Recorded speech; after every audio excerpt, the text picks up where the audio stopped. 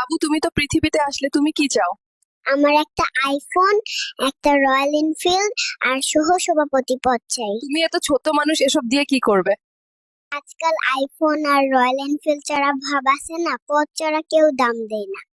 বাবু, তোমার কথা শুনে তো সবাই হাসবে।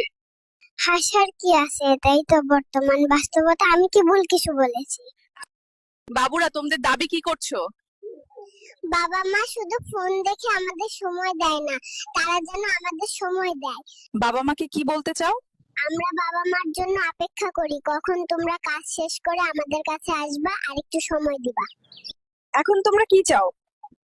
বাবা মা সময় না দিলে আমরা কার সাথে খেলাধুলা করব? তারা যেন কাজের পাশাপাশি আমাদের সময় দেয়। এই রাস্তায় কি মরে যাও না? টাকা হজম করে এমন রাস্তা বানাইছো, মানুষ হইবা না? আপনি কোন দল সমর্থন করেন? দেখেন, আমাকে এখনই রাজনীতির মায়ের কাছে ফালায়েন না, আর কয়টা দিন শৈশবটা কাটাইতে দেন। समझ रहे हो समझ रहे हो आप समझ रहे हो তুমি কে? তুমি বাচ্চা হয়ে বড়দের সাথে পরীক্ষা দিচ্ছ কেন? স্যার, আমি এআই শিশু। আমি জন্মের আগেই এসএসসি পাস করেছি। তুমি জন্মের আগে এসএসসি কি করে পাস করলে? স্যার, হ্যাঁ। আমার মা যখন এসএসসি পরীক্ষা দিচ্ছিলেন তখন আমি তার গর্ভে ছিলাম। বাবু, তুমি বড় হয়ে কি হতে চাও?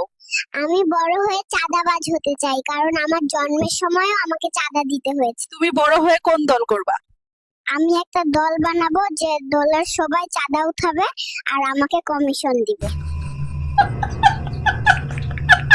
ছোট বাবু, তুমি পৃথিবীতে আসলেই, তোমরা কই ভাই বোন?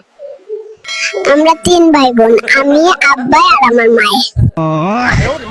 I owed him up.